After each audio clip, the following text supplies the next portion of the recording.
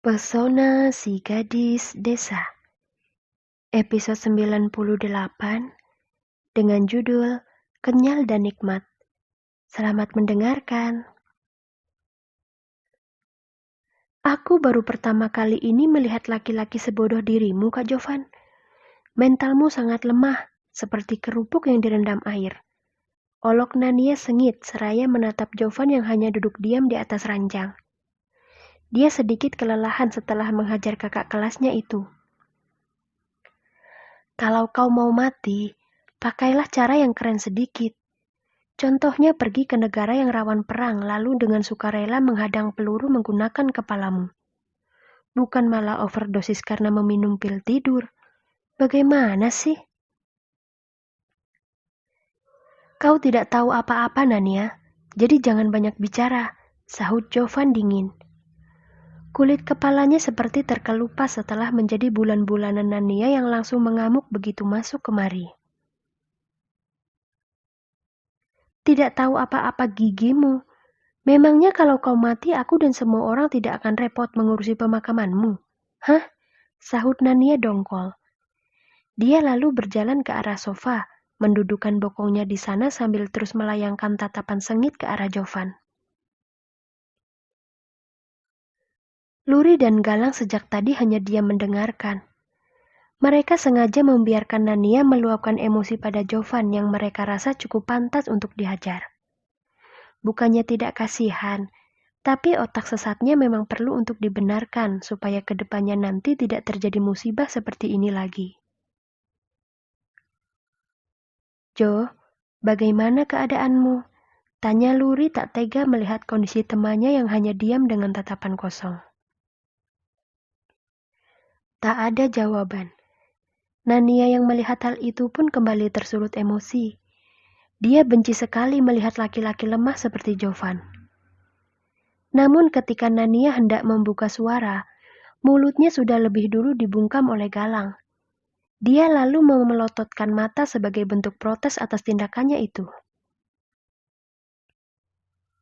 Jangan berulah, kau sudah memiliki kesempatan untuk menyerangnya tadi, ucap Galang sambil membuka bingkisan di atas meja menggunakan tangan yang satunya. Nania tidak bisa membalas ucapan Galang karena sekarang mulutnya sudah dijejali makanan. Dia akhirnya menyerah karena rasa dari makanan itu jauh lebih menarik daripada menghajar Jovan yang tidak mau melakukan perlawanan sama sekali. Dengan penuh semangat, Nania mengunyah makanan yang bentuknya kenyal dan rasanya begitu nikmat tanpa mempedulikan percakapan kakaknya dengan Jovan. Jovan, aku tidak tahu apa yang sebenarnya terjadi padamu. Tapi melihat dari caramu menyakiti diri sendiri, aku jadi tahu kalau kau sedang tidak baik-baik saja. Ceritalah, katakan semua beban yang kau pendam pada kami bertiga.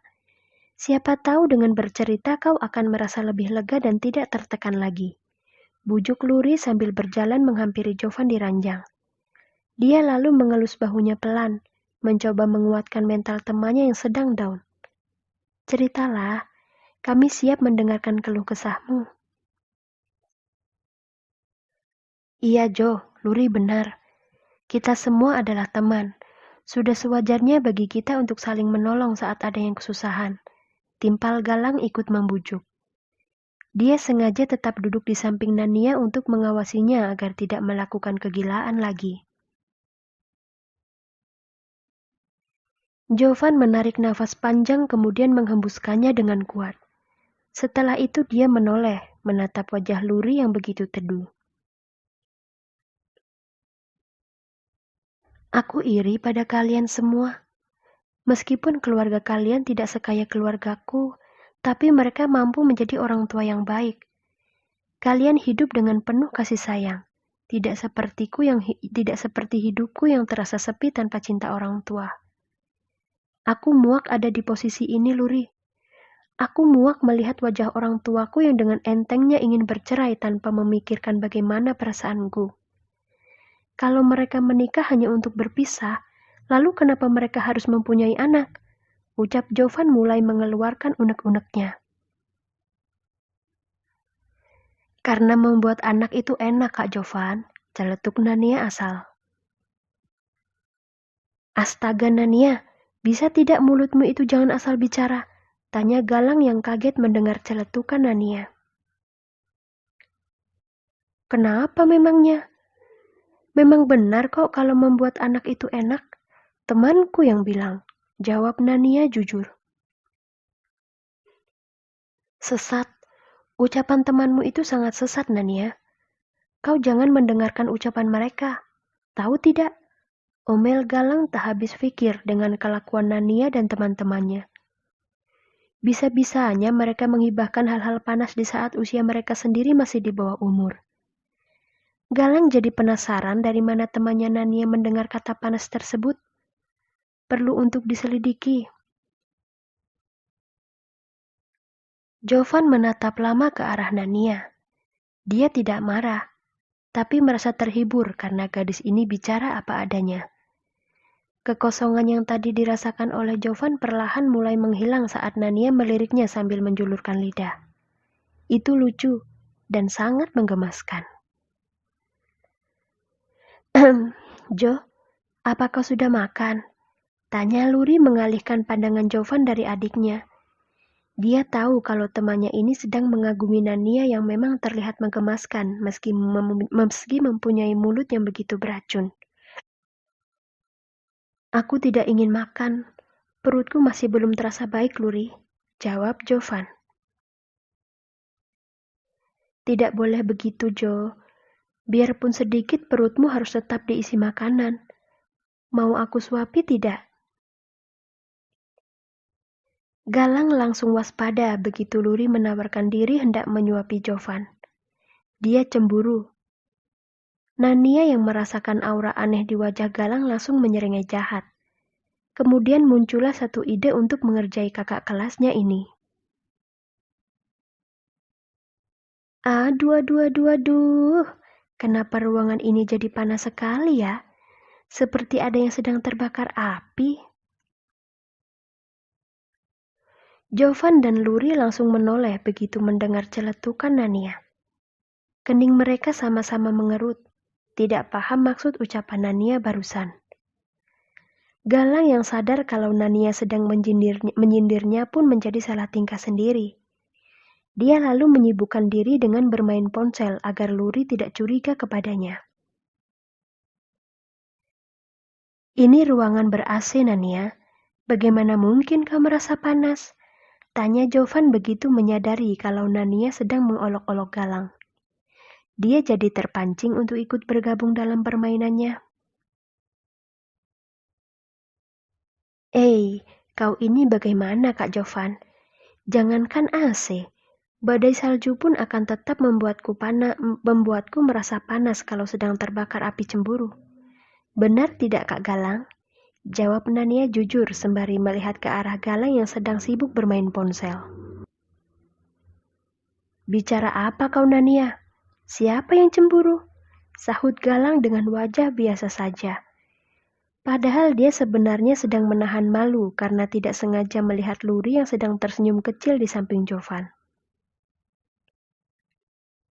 Hele, tidak usah berkilah Kak. Aku tahu kalau kau itu Nania. Panggil Luri langsung menyela perkataan adiknya. Dia tidak mau Galang merasa malu karena terus digoda oleh adiknya yang usil ini. Daripada kau hanya diam saja di situ, lebih baik kau bantu Jovan untuk memakan malamnya. Kasihan, dia belum makan apapun. Kenapa aku sih, Kak?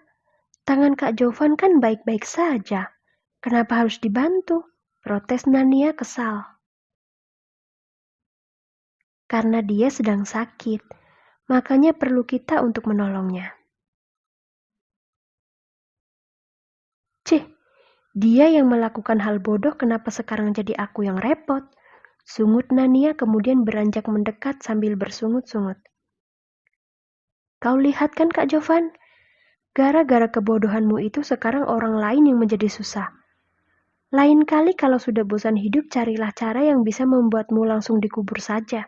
Menyebalkan sekali sih. Jovan senyum-senyum saja saat dimarahi oleh Nania.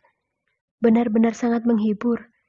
Dia lalu sedikit bergeser saat Nania ingin duduk di sebelahnya sambil memangku nampan berisi makanan.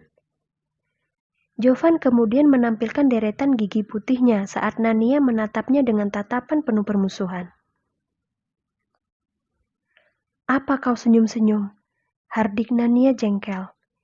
Dia sangat ingin menumpahkan bubur di dalam mangkuk ke kepalanya Jovan saat ini juga. "Setelah sekian lama berteman, akhirnya kau bisa berguna juga, Nania," canda Jovan sambil tertawa. "Oh, jadi kau sengaja memanfaatkan aku ya?" tuduh Nania tak terima. "Lihat saja, setelah kau keluar dari rumah sakit, aku akan langsung mengajakmu berduel. Akan kupatahkan kedua tanganmu supaya kau benar-benar tidak bisa makan seperti sekarang. Beraninya kau ya." Luri mendesah pelan melihat cara Nania mengurus Jovan. Sungguh, gadis ini sama sekali tidak ada lembut-lembutnya. Padahal Luri tadi berharap kalau Nania mau menghibur Jovan agar tidak merasa tertekan. Siapa yang tahu kalau adiknya ini malah memberikan tekanan yang jauh lebih berat lagi. Luri jadi merasa kasihan pada Jovan.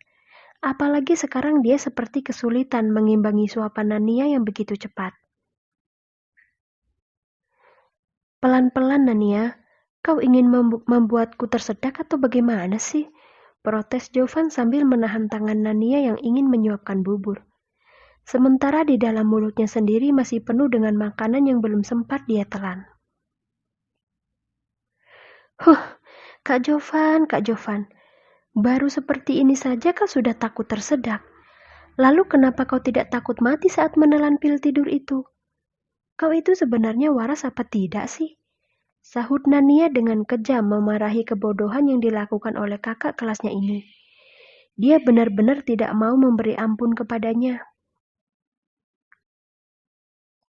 Jovan mati kutu. Dia sangat amat tertohok oleh omelan Nania barusan. Benar juga. Bagaimana bisa dia takut tersedak di saat dia sendiri hampir berhasil mengakhiri hidup? Memalukan. Jovan tertampar oleh kebodohan yang telah dia lakukan sendiri. Semoga saja Jovan tidak semakin tertekan setelah mendengar kata-kata Nania. Ucapannya tadi seperti menembus jantung, tajam dan tepat sasaran. Nania, kau memang tidak ada tandingannya dalam menghancurkan mental orang lain," ujar Galang dalam hati.